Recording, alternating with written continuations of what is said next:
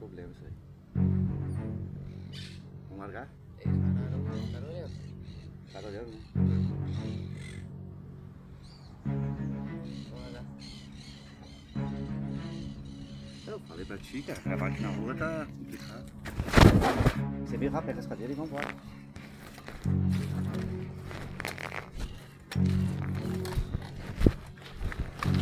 Rápido. Fala, gurizada, sejam bem-vindos ao Podfaith Brasil. Eu me chamo Raí. Eu sou o Rafael. Cara, eu tenho uma dúvida na minha cabeça.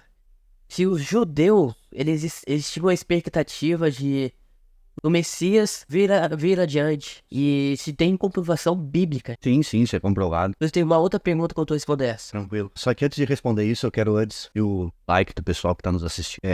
Quem não é inscrito, se inscreve. Outra coisa, aqui embaixo nós estamos disponibilizando um link para quem deseja fazer um curso de patologia. Tem um curso aqui, esse de passagem, que é muito bom. A gente tem também uma rifa, Uma né? rifa que tá indo até o dia 12, né? 12 Dia das Mães, né? Bíblia da Mulher. Vida da Mulher. São R$10. É isso. A resposta: sim, havia uma expectativa muito latente em Israel. Aonde a gente encontra versículos bíblicos, as profecias, por exemplo, de Isaías, que é tido como o profeta messiânico, falou abundantemente, né? Outros profetas falaram, foi largamente difundido, inclusive, pano de fundo do nascimento de Jesus, ele deixa bem claro isso, né? Quando os três reis magos, né? Eles chegam ali, Jerusalém, viemos adorar o nascido, o recém-nascido, o rei dos judeus. O Herodes começa a perscrutar, né? Começa a perguntar para os sábios, para os eruditos da sua época, Jerusalém. Tanto é que a descrição é que comoveu-se toda a Jerusalém acerca desse assunto. Então eles prescrutaram, ele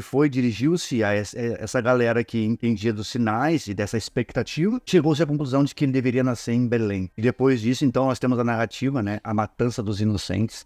E aquela profecia, que também é largamente difundida, era Raquel chorando pelos seus filhos, pois já não. Então, tinha essa expectativa muito, muito latente. Para a gente entender a vinda do Messias, a gente precisa se calcar no livro de Daniel, capítulo 9. Ali tu vai encontrar toda essa profecia bem detalhada em direção à reconstrução de Jerusalém e a vinda do Messias. O que acontece nesse período, Raí? Acontece que Jeremias, ele foi levado, melhor dizendo, Daniel foi levado muito cedo para o cativeiro. Antes disso ainda, nós temos Jeremias, profeta chorão, que vai falar amplamente sobre a vinda da Babilônia, como eles não deveriam estar presos às lideranças atuais. Então ele fala amplamente, ele é tido como mentiroso, ele é preso. Mas acontece, de fato se cumpre ainda nos seus dias. Jeremias vivo vê tudo isso acontecer. E Daniel estava no meio desse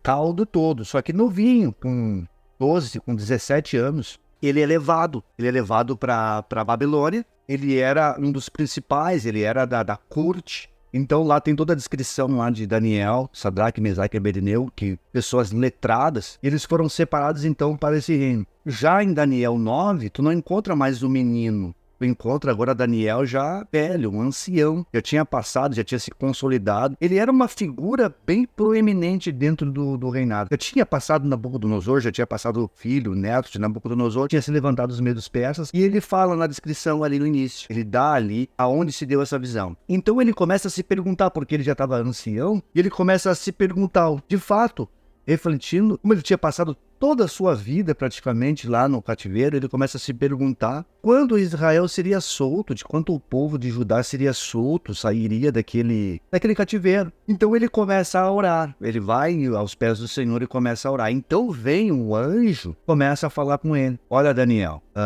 tu és um servo muito amado, então desde que tu se propôs a orar a Deus e a prescrutar sobre este assunto, Deus enviou a resposta. Ele começa a dar as datas ali, dizendo: olha, para a libertação do teu povo será assim, assim, mas ele começa a dar uma profecia ali, o anjo, e começa a falar de coisas que aconteceriam, e aí a gente entra propriamente na escatologia, porque depois você vai encontrar o anjo, o próprio Jesus, falando: olha, Daniel, fecha esse livro, sela ele, porque tu não vai conseguir entender, cara, ele não é para os teus dias, ou seja, tu vai morrer e tu não vai ficar sabendo. Então sela ele e não fica curioso, nem ansioso, com taquicardia para tentar entender isso. Mas bora lá. Então o que acontece? Daniel então começa a perscrutar, tem essa resposta do próprio próprio anjo, do próprio Senhor. E ele começa a dizer, então, a vinda do Messias. Ali ele descreve, você que está aqui nos assistindo, se você quer entender a escatologia, leia Daniel 7, Daniel 9, principalmente a gente está se calcando aqui em Daniel 9. Então ele fala das semanas de anos que haveria de acontecer. Ele fala com precisão da chegada do Messias. Os eruditos fizeram as contas e realmente dá ali certinho. Tanto que o próprio Jesus fala, quando, pois, virdes a desolação abominadora da qual falou o profeta Daniel, o próprio Jesus cita Daniel como alguém que tinha autoridade sobre esse assunto, muito embora ele não tenha entendido, mas era uma revelação dada por Deus a ele. Bora lá, o que acontece então? Ali é descrito com precisão o que aconteceria. Então vem Jesus e ali em Daniel fala-se sobre esse corte do Messias. Então virá o Messias, o ungido, e ele será cortado. Fala-se então da morte de Jesus, que ele deveria morrer. Na fala de Jesus, agora fazendo um link e voltando agora, dando um salto histórico e indo para Jesus, quando ele perguntado sobre a vinda do Filho do Homem, sobre os fins dos tempos, de como essas coisas aconteceriam, ele cita Daniel, como eu acabei de dizer. Eu tenho uma pergunta. Por que os judeus, eles não acreditam mesmo? Eles têm em Daniel escrito a Bíblia deles? Claro, é a Torá. Por que eles não creem? Mesmo analisando tudo. Cara, isso aí é um assunto extenso. Por que o judeu não aceita Jesus como o Messias? Eles têm as suas razões ali, eles citam as suas razões, mas é um assunto bem extenso. Mas o fato que fica aqui, o que pega, é que os judeus não veem Jesus como Messias. Eles não aceitam. Inclusive tem falas, tem escritos bem antigos, até bem pejorativo falando de Jesus. Falam que Jesus é filho de Pantera, centurião romano que foi lá e, sabe? Bota um pi aqui. A Maria, então ele é uma aberração, ele é filho romano, enfim. Sim, essa linhagem mais pejorativa em relação a Jesus. Então eles rejeitam Jesus. Eles rejeitam, eles odeiam. E os motivos são vários. Eu podia elencar aqui, se eu ficasse falando dos motivos, eu iria, assim, ao infinito. Dá até uma ideia de vídeo futuro. Dá pra nós difundir todas as... Se tu fala Jesus lá, Yeshua, É complicado lá. Então eles ainda estão à espera do Messias. E essa tua fala dá um gancho para o que eu vou falar agora. Que é muito importante a tua pergunta. Jesus, então, falando nesse final dos tempos, da sua vinda, ele, como eu disse antes, citou Daniel. E por que isso é importante?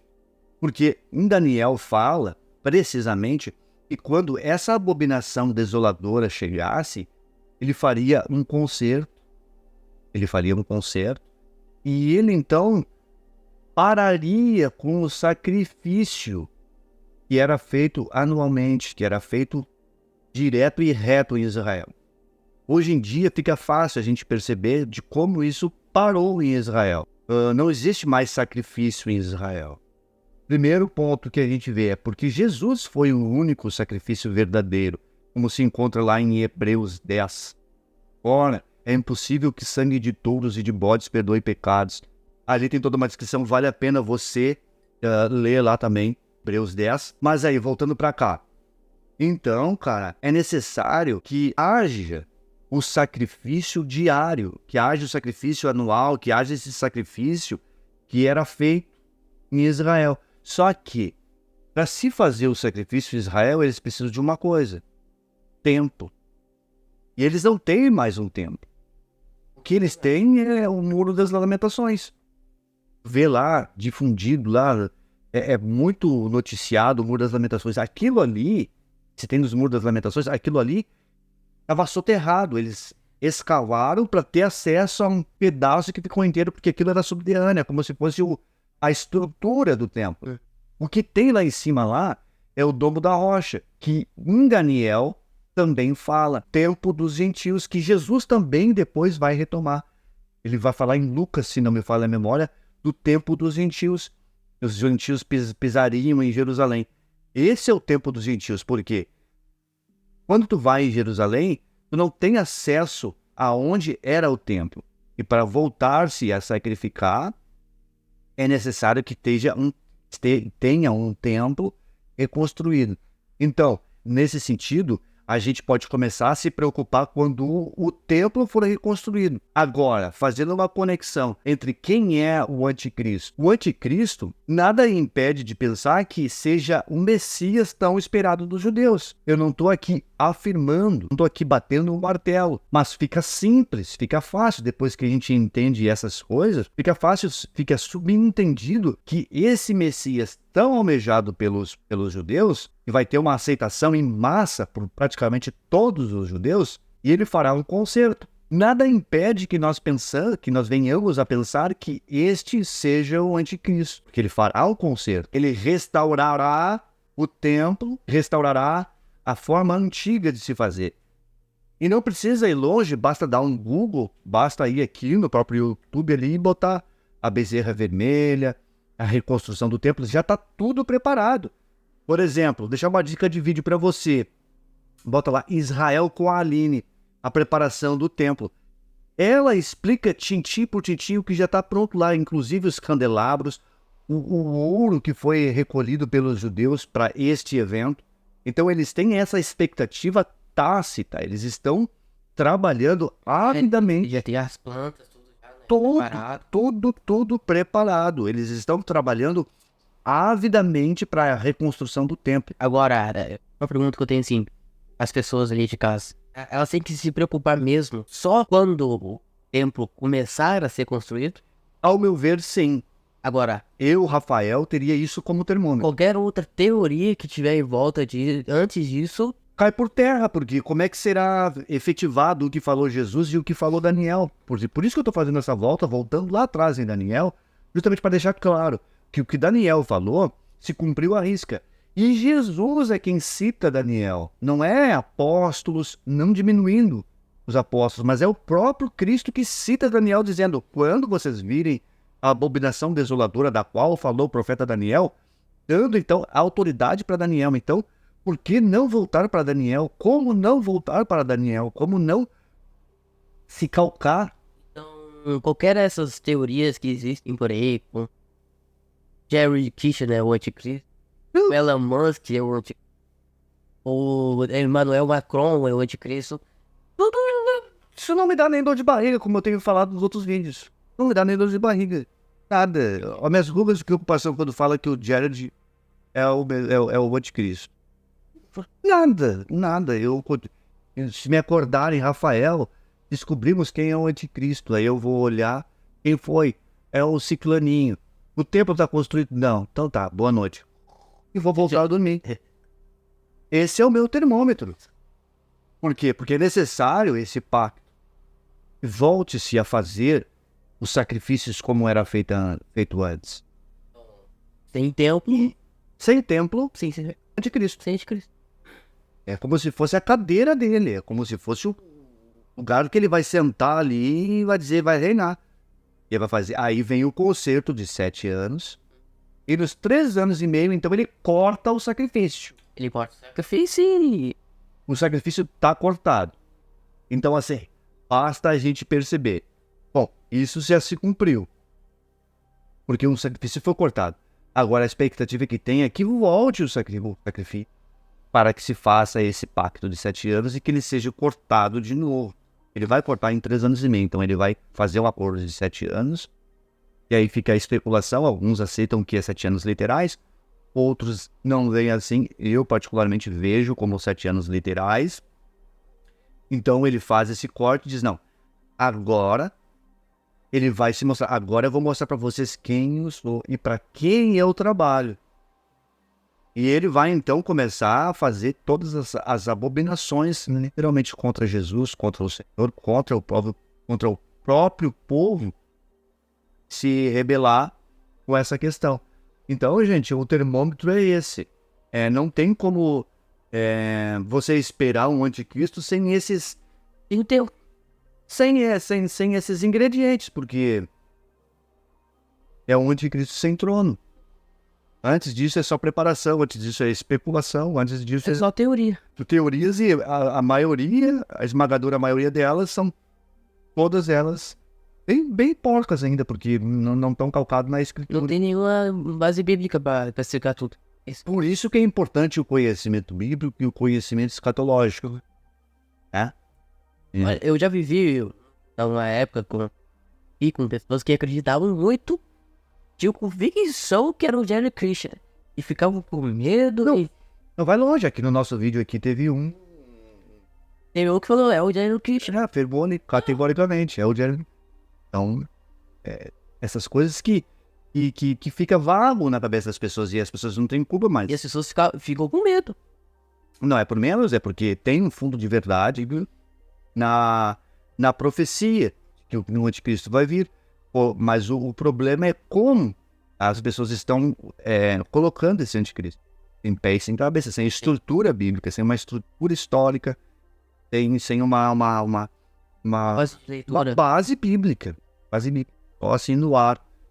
Entende? Então, eu acredito, Rai, e a gente deixou claro alguns passos aqui para que as pessoas entendam realmente e tenham um norte como essas coisas se darão. E do quão próximo a gente está desses eventos, porque eles estão acontecendo. Aí agora tu pega assim, todos esses eventos que estão acontecendo em Jerusalém e Israel agora, essa guerra, por exemplo, essa guerra e os seus desdobramentos vão afunilando para alguma coisa que a gente tem que ficar atento, observando aonde isso tudo vai dar. Porque nesse exato momento está muito propenso para que alguém se levante e estabeleça uma paz. Entende como é fácil agora alguém chegar e acalmar os ânimos de todo mundo e ter uma aceitação do povo de Israel? E aí o pessoal diz, não, mas esse cara é o cara que nós estávamos esperando. E aí ele começa toda a sua estrutura. Eu não estou aqui marcando data. Eu estou apenas dizendo que é propenso, o terreno está fértil. Agora, se vai eclodir disso ou não, eu não estou afirmando. Mas é um clima mais ou menos assim. Primeiro veio o caos, se instala o caos e a partir daí, então, o terreno está fértil. Não vamos... não vamos ser muito prolixo, eu acho que a questão é essa. Gente, se você se interessa por escatologia, aqui embaixo tem, eu já disse no início do vídeo, volto a dizer, tem aqui um link, um curso de escatologia muito bom. Isso é muito bom. Para você ficar por dentro, se inteirar nesses assuntos. Quem sabe até vir aqui fazer um vídeo. Tá? Gente, um prazerzaço estar novamente com vocês aqui. Beijo no coração e fica de olho aí nos próximos vídeos.